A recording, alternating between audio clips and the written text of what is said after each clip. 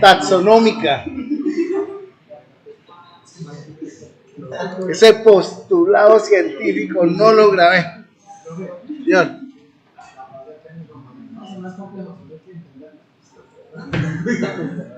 Es otro gran postulado.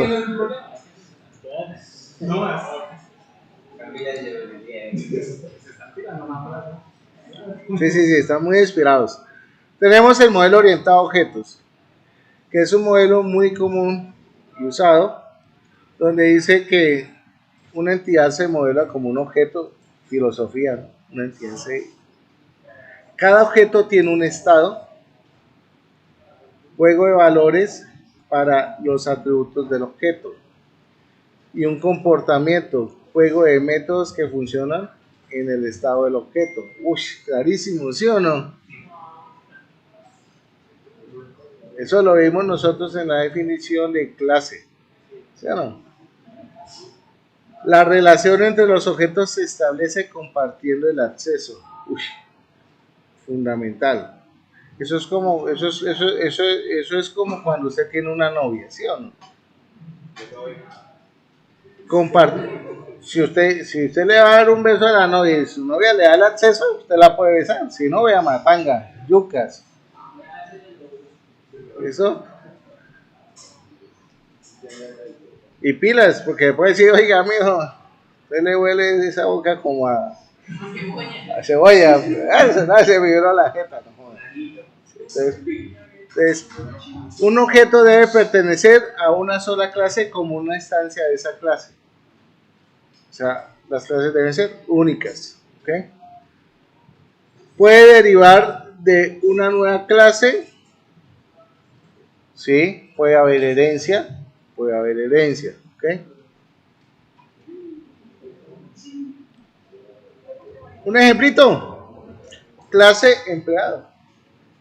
Tenemos los atributos, donde los atributos son el ID y el apellido, donde le estamos dando acceso solamente a quién, al apellido, o sea, last name.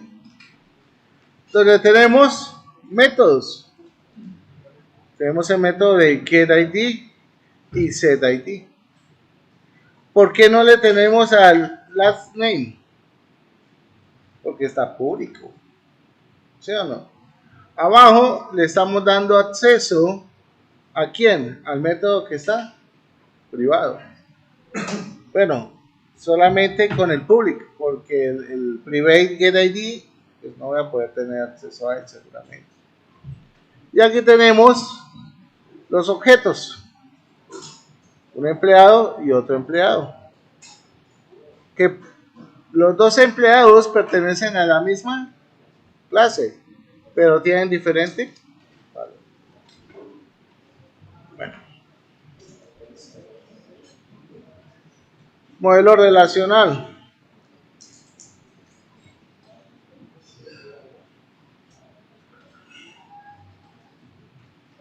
Esa pinta de agua. Los datos se representan como una recopilación de tablas. Okay. Cada columna representa los atributos que pertenecen a la tabla. Cada fila representa la estancia de la tabla.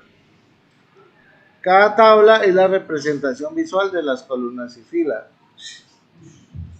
Es una filosofía, aquí estamos filosofando hoy.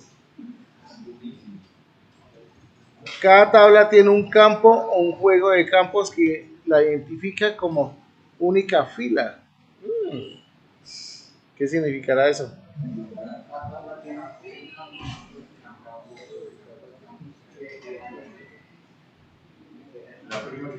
¿La primaria aquí? ¿La primaria aquí? Tiene un campo o un juego de campos. Claro, porque es que en bases de datos pueden haber llaves primarias compuestas.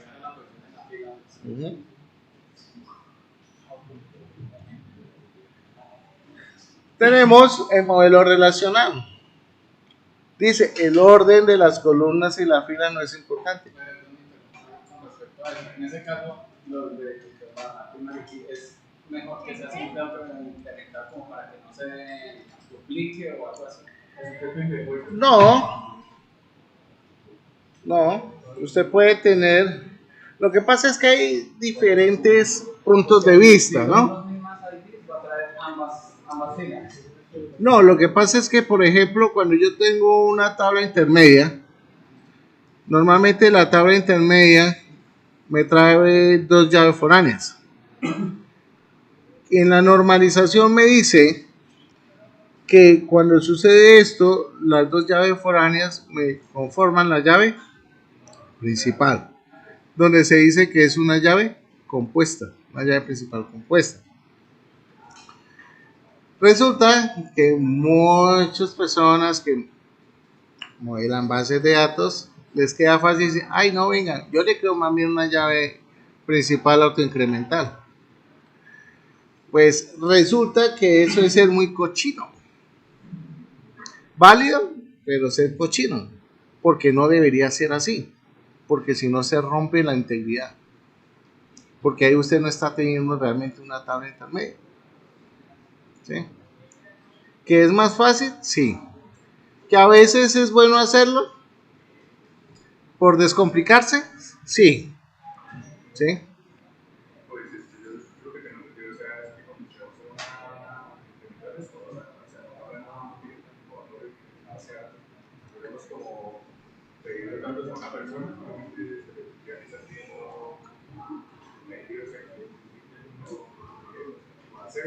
Ajá.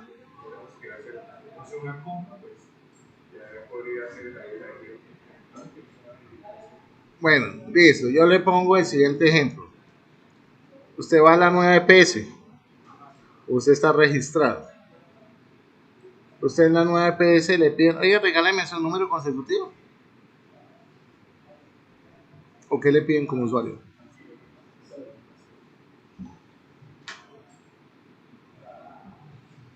Ahí tiene su respuesta. Entonces, en una tabla de manejo de personas, ni por él me coloco una llave autoincrementada. Siempre va un campo identificador único. En mi caso, para nosotros sería la cédula. ¿Sí?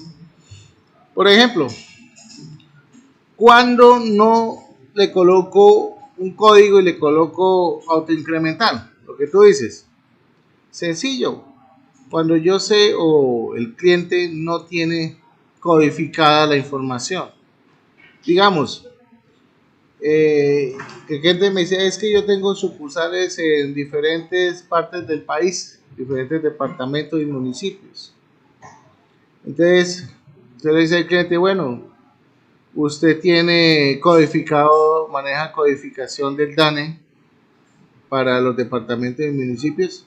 No, a mí no me interesa. Ah, bueno, entonces pues, yo lo pongo autoincrementar porque yo no sé qué código le va a colocar. ¿Sí? Pero si el cliente le dice, uy, no, sí, es que para mí es muy importante porque registro en la DIAN, bla, bla, bla, bla. Entonces hay que manejar la codificación de departamentos y países. Ah, bueno, entonces ahí ya le toca a usted colocar una llave personalizada. Por ejemplo, a veces en backend, y eso pues sucedía porque nosotros nos acostumbramos a trabajar muy orientado a objetos y a clases y uno tiende como a ahorrar muchísimo código. Entonces, si usted tiene, porque ya se trabaja orientado a repositorios, entonces si usted tiene llaves autoincrementales y llaves no autoincrementales, debe crear diferentes clases y aprender a trabajar y a sobrevivir con eso. Entonces hay veces que uno dice, venga, yo me lo voy a jugar de esta forma. Voy a crearme en todas las tablas, sin importar lo que sea, voy a crear llaves autoincrementales. Pero por ejemplo, en persona, la cédula va a ser una llave única, un costo único, donde va a estar indexado y donde me va a servir para hacer búsquedas. Eso es totalmente válido. Ahí se aplica lo que su merced decía, pero hay que tener un campo de búsqueda principal. Y hay que tener muchísimo cuidado con eso, porque sí o sí, pues podemos tener un auto incremental Pero hay que tratar, en ese caso de la persona, tener un campo que me sirva como único. Y la cédula, usted la puede crear, pero usted la puede embarrar donde no lo defina el constraint de único. Porque al no definir el constraint único, puede existir otra persona con un consecutivo totalmente diferente, pero le ponen la misma cédula.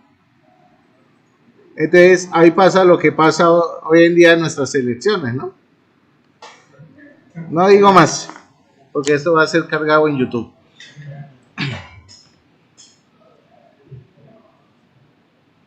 Bueno, los valores de una columna o campo son del mismo dominio, es decir, del mismo tipo de dato. Obviamente, pues, si es una cadena, puede almacenar cadenas. Si es número, van números. ¿Okay? Los nombres de las tablas deben ser únicos. Los nombres de las columnas dentro de cada tabla deben ser únicos. Importante, reglas importantes, ¿ok? Que las deben tener en cuenta. No con una consulta, la base desde el programa de la lógica a la base de datos para operar. Pero decir como cuando lo hacemos con los dos, que lo recibe todos como texto. Eso convertir datos. Yo convertir datos en caso de que sea un número y se quiera hacer alguna operación. Sí, uno puede convertir números o textos, si está numérico lo puede convertir a números. Pero vamos a darnos cuenta que el manejo es totalmente diferente.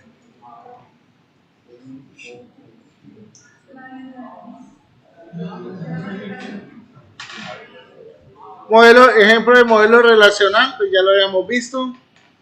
Tenemos aquí empleados, departamentos. Tenemos aquí la clave principal, aquí tenemos la clave ajena, la clave foránea que le llaman también.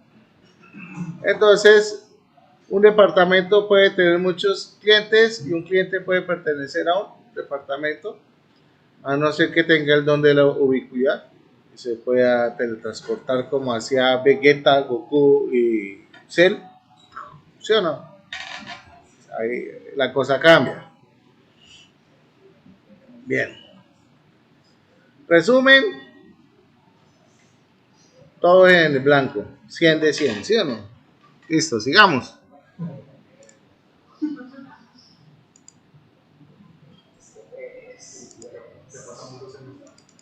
Sí. Más o menos. Ya van para la evaluación.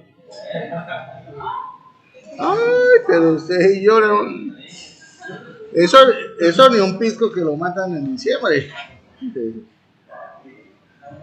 Listo, vamos para el capítulo 2.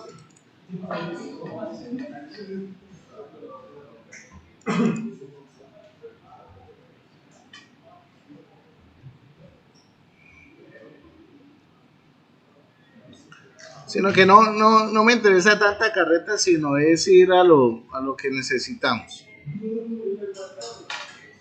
Listo. Tabla única. ¿Qué es la tabla única? Que es solamente una tabla. Dice, me van a denunciar por bullying.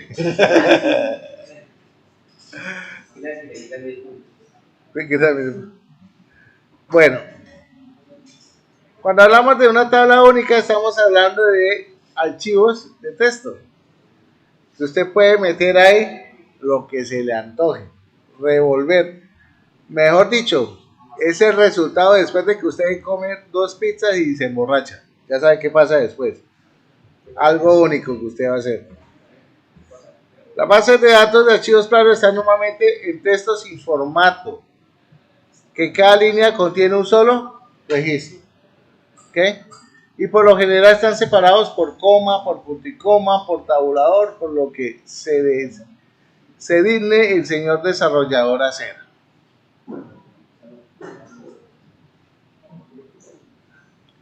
Ventajas: fácil de comprender, fácil de implementar, fácil de extraer información.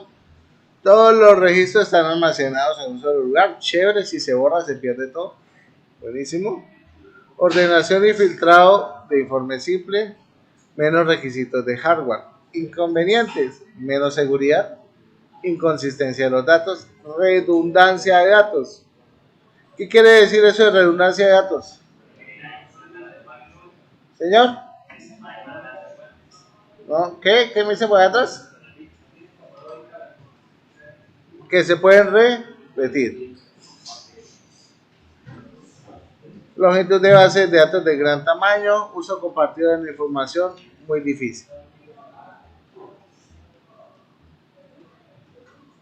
Ahí está, un ejemplo, bla, bla, bla, bla, carreta.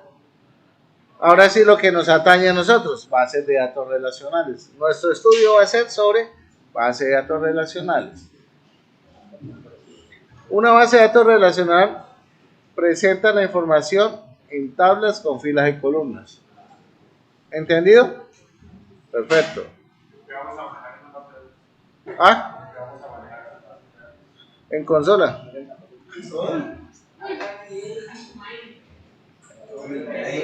Usted dígame, ¿cuál sistema de bases de datos vamos a utilizar? Yo le digo MySQL. Son dos preguntas diferentes.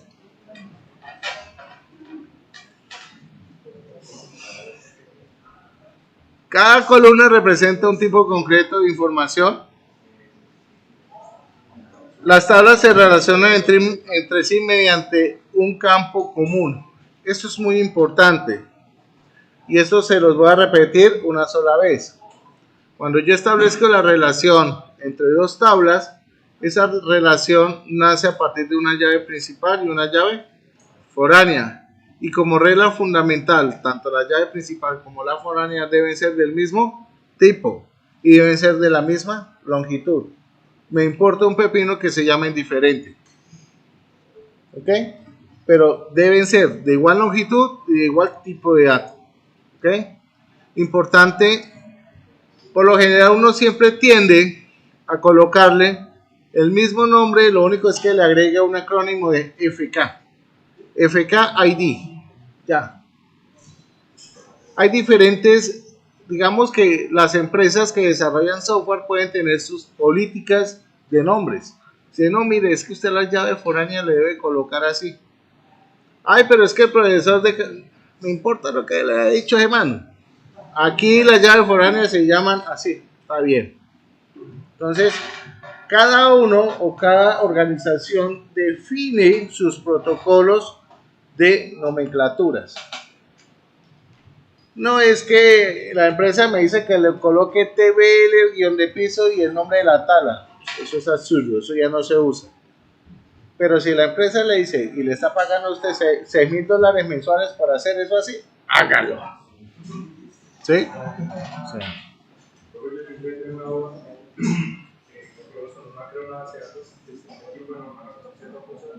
Hasta la cuarta forma normal.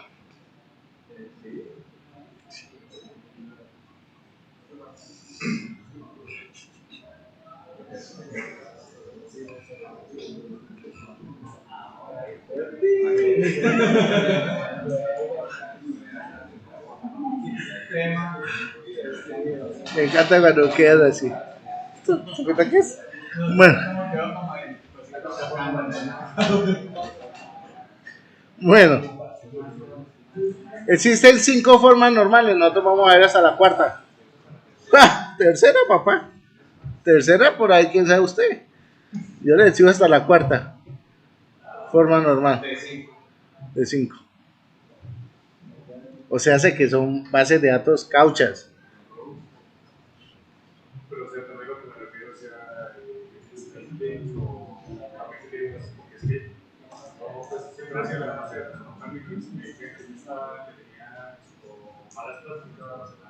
Normalmente una base de datos siempre va en minúscula. Y, o sea, y usar la sí, o sea, digamos, tipo nombre, podría solamente nombre. Pero así así. Usted debe ser, yo les tengo que colocar eso que vimos esta mañana con los muchachos antes de empezar a hacer backend. Les voy a colocar unos videos de un curso de metodología Solid, donde habla sobre Clean Code. Y Clean Code le dice a usted cómo debe usted colocar los nombres de variables. Y eso aplica a todo, tanto a base de datos como a la programación. ¿Cuál es la mejor forma y cuál es la más aceptada para que ustedes nombren las variables? ¿Okay? Y que cuando llegue otra persona a revisar su base de datos, entienda claramente que usted va a almacenar algo ahí. ¿Qué puede ser? Por ejemplo, no sé, se me ocurre que usted le ponga el nombre de una columna DDD, MM y YY. Y usted sabe que almacenar ahí la fecha de nacimiento. Pero llega el otro y este piro que hizo acá, ¿esto qué es?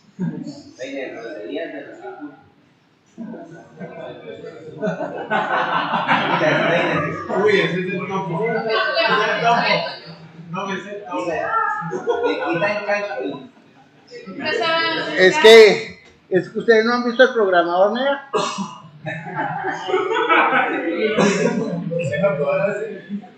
O sea, yo estoy siendo más decente que Germán. O sea que. Así cuando vean ustedes el video, ustedes se van a soltar la risa y se van a acordar. Entonces, usted ese campo va a decir, oye, no, pero es que este man tiene esas cosas que usted ya sabe.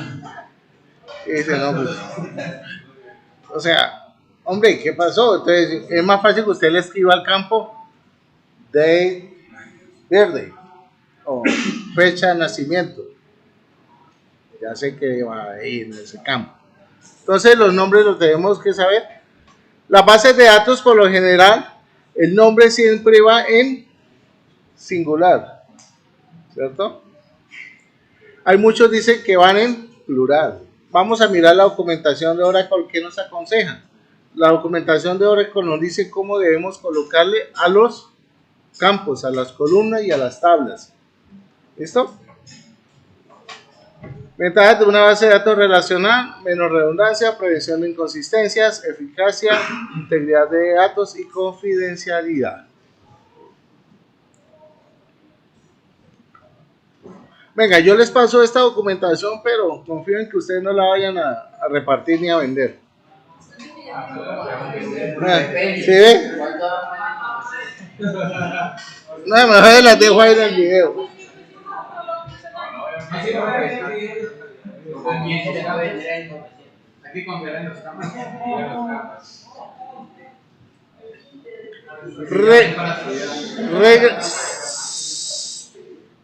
Que no están grabando eso, ¿no?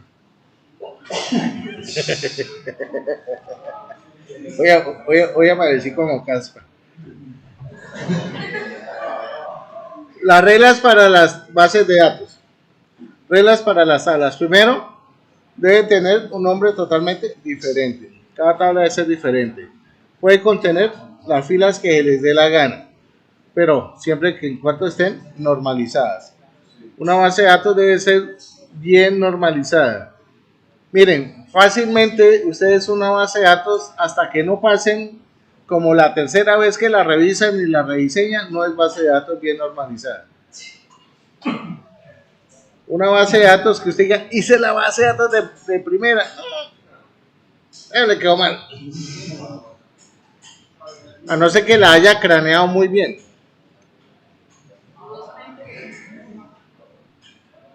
Cada tabla puede contener varias filas. Cada tabla tiene un valor para identificar de forma única las filas. Aquí es donde aparece nuestro famoso comodín de llave primaria.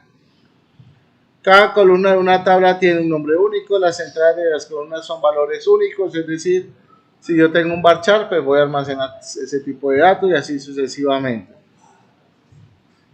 Las entradas en las columnas son del mismo tipo. No hay un orden. El orden de las filas y las columnas no es importante. Bueno, aquí hay unos términos claves: tabla, columna, fila, bla, bla, bla, bla, bla. Otro documento que se fue. Seguimos con el otro.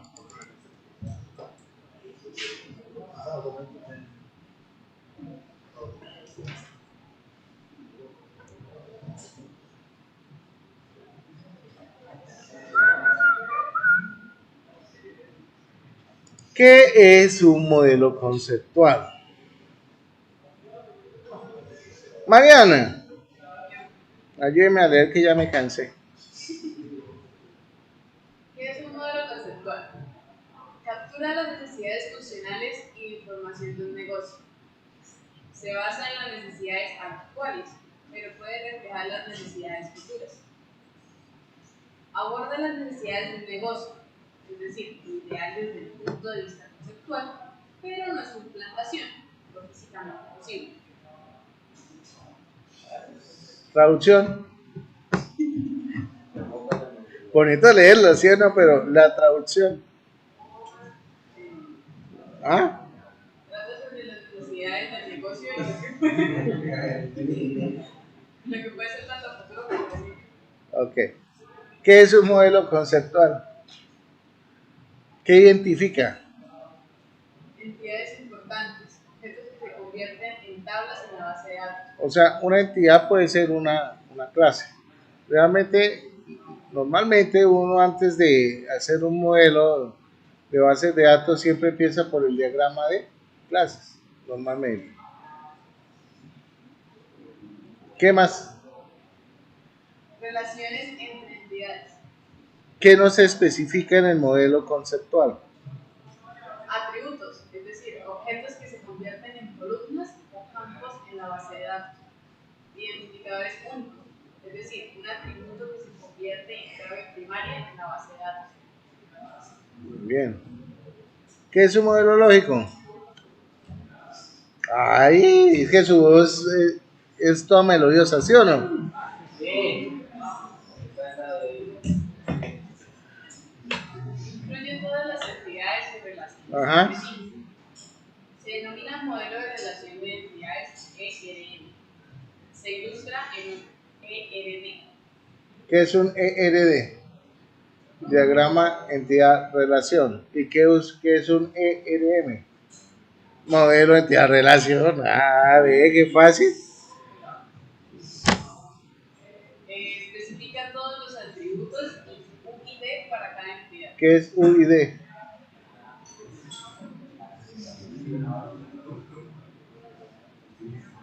Identificador único de usuario.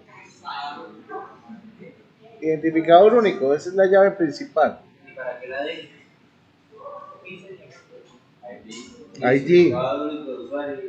Unique Identification. Unique Identification. Es que les como el ejemplo para inglés. Determina la opcionalidad del atributo. Determina la opcionalidad y la cardinalidad de la relación. Ok. Entonces, importante. Uno a uno, uno a muchos, muchos a muchos. La relación muchos a muchos no debe existir. O sea, no se debe aplicar ni en la vida real ni en la base de datos.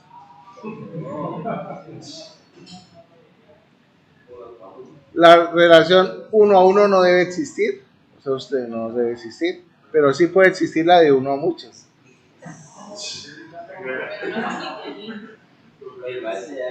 En base de datos, pues, bueno, en la vida real usted lo puede aplicar también, ¿no? No, mucho a mucho en la vida real no puede existir. Eso se debe romper. De las relaciones en bases de datos y en las humanas. ¿Qué es un modelo físico? Santiago. Es una extensión de un modelo de datos lógico. Especifica las definiciones de tabla, los tipos de datos y la precisión. Identifica las listas, los índices y otros objetos de base de datos. Describe cómo se deben implementar los objetos en una base de datos específica. Y muestra todas las estructuras de tabla, incluidas las columnas, claves primarias y claves ascendentes.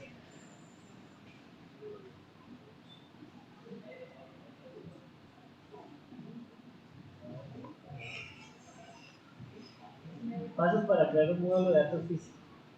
Modelar entidades como tablas. modelar relaciones como claves ajenas, modelar atributos como columnas y modificar el modelo de datos físico en función de las restricciones y requisitos físicos. Muy fácil, ¿sí o no? El que entendiendo y el que no, vaya y busque. Entonces, modelos, nosotros tenemos que ir desde el modelo conceptual, pasar por el físico y por último ya llegamos al modelo de diagrama, entidad, relación. Esos son los tres modelos que ustedes deben presentarme en los trabajos. ¿Okay? Modelo conceptual y físicos. El arte de la planificación, el desarrollo y la comunicación produce un resultado deseado.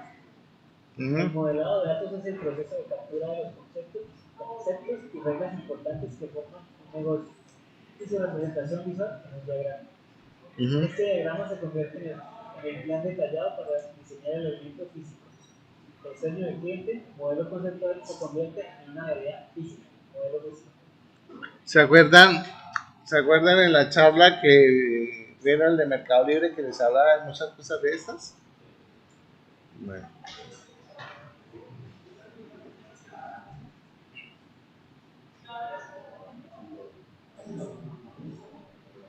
Modelo lógico conceptual, escenario. Santiago, me gustaría que crearas una base de datos de biblioteca simplificada para almacenar los detalles de los libros de nuestro departamento. Hágame el modelo. No, solo usted no, todos. ¿Cuál sería ese modelo conceptual? ¿Qué decía el modelo conceptual? ¿Se identifica qué? Necesidades. ¿Y nacen qué? Entidades sin ningún tipo de atributo ni definición, ¿sí o no? Solamente qué hay para hacer. Según ese caso, base de datos de biblioteca, muy claro, ¿sí o no? Se asume que el cliente, ustedes son expertos en manejo de bibliotecas. Entonces, de acuerdo a eso, Matt se va y le dice, claro, empezaré a hacer lo que usted pide, profesor. Entonces, este señor viene y le dice, lo primero que voy a hacer es a crear mi modelo conceptual. Donde Matt se le ocurre decir que la biblioteca tiene autores, libros, miembros y publishers. Los publishers son las mismas editoriales, ¿cierto? Los que se encargan de publicar. Ese es el modelo conceptual. Los miembros son como los afiliados, ¿cierto? A la biblioteca. Perfecto. Dice, un modelo de datos conceptual registra las entidades importantes y cómo se relacionan entre sí. Member book. ¿Qué relación tiene? Muchos a muchos. Publisher book. ¿Ah? Y autor book. Muchos autores a un libro. Vamos a mirar. Muchos autores a un libro. Perdón.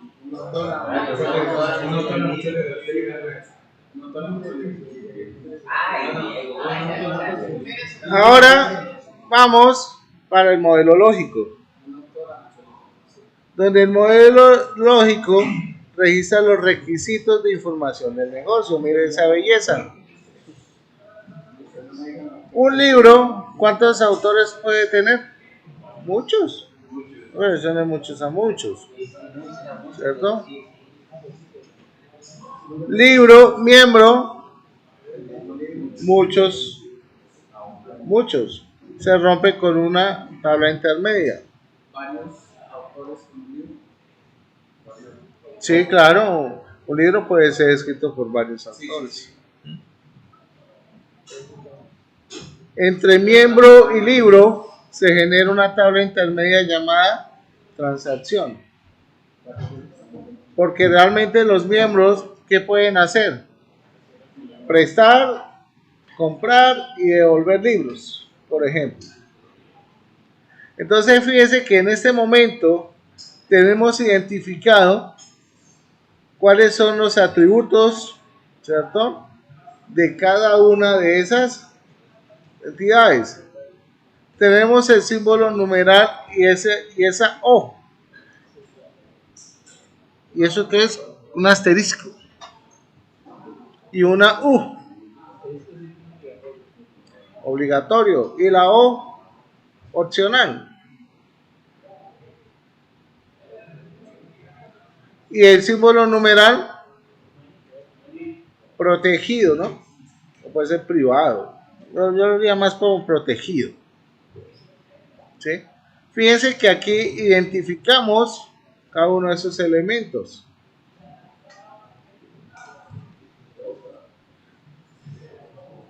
Modelo físico. Quiero ver las especificaciones de todas las tablas y columnas necesarias de la base de datos de biblioteca. Claro, convertiré las entidades y sus atributos en tablas y columnas.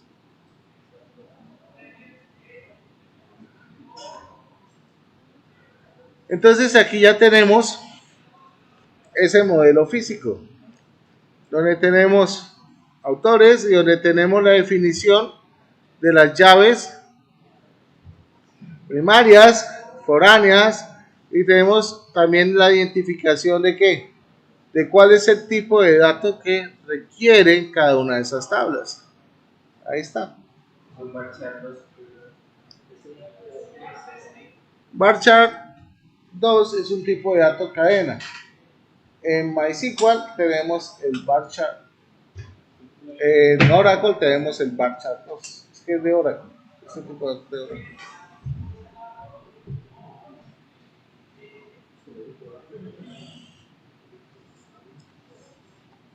Y muy bien. Seguimos entonces con lo siguiente.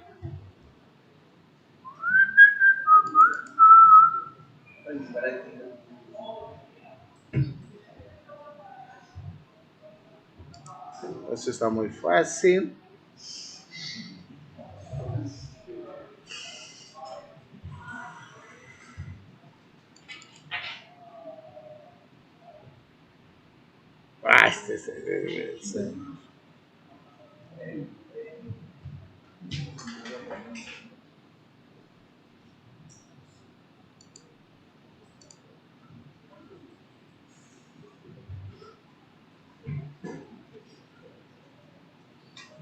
Por favor, mis estimados campers, necesito que usen toda esa sapiencia, todo ese conocimiento que acabaron de adquirir